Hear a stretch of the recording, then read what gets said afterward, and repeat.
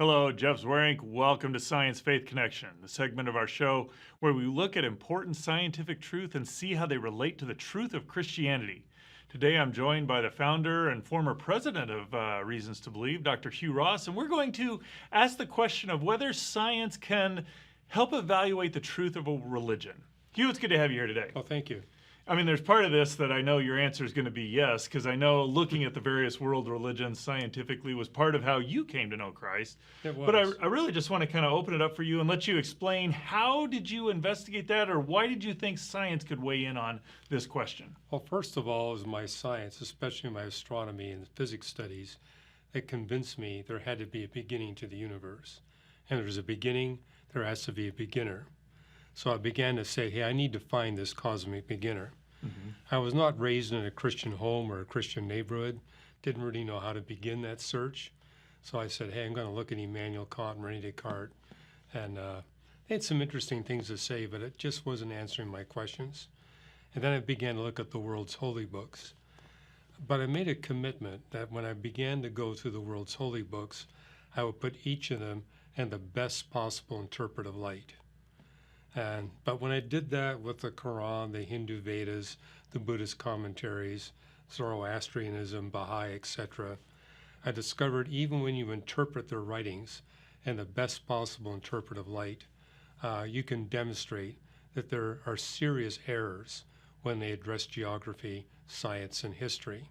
So I want to get at that, because I think that's rare in today's environment, at least, to put the other person's argument or the other person or a position in the best possible light. It seems like a lot of things there today are just, how ludicrous can I make the other position sound? Why did you come to that approach? And I mean, what motivated that, and how did that influence your results? Well, I kind of felt that, hey, you can take any book and put it in the worst possible interpretive light and say, hey, this is nonsense. And it's like, hey, that's not going to show you what's true or what's not true.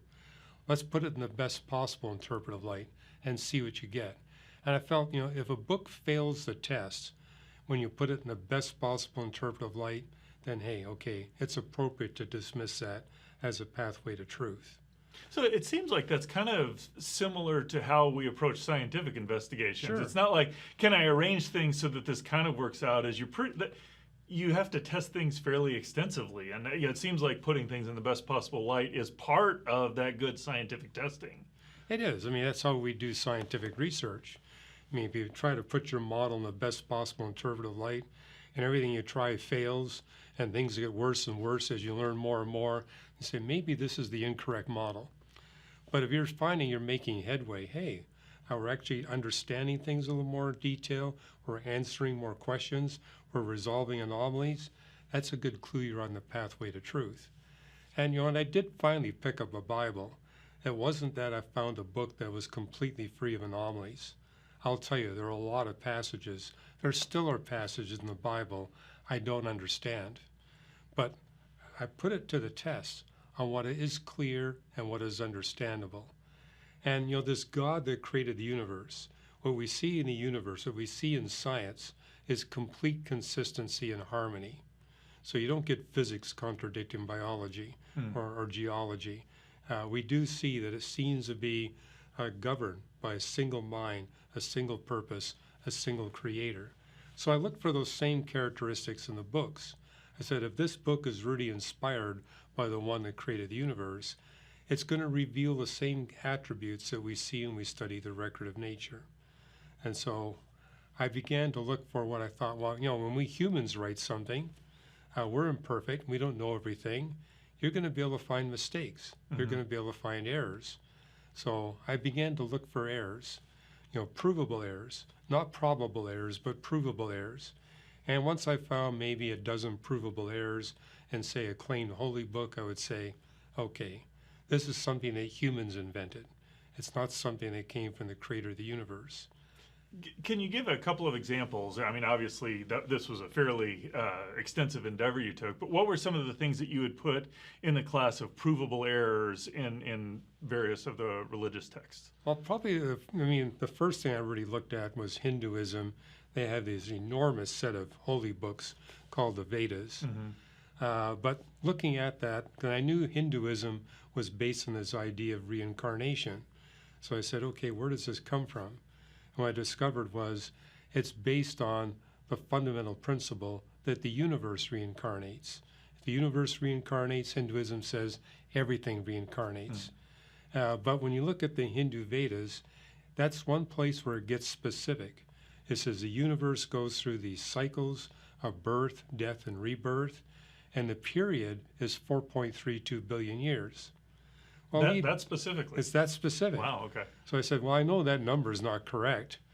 But I also had friends who were studying astronomy like I was, and they said, hey, Hugh, it gets it to within an order of magnitude. The real number is 10 to 20 billion. It got it within the ballpark. But I said, we still know that 4.32 isn't correct. Moreover, we know that we can't come up with a physical mechanism that could rebound the universe in the way the Hindus claim.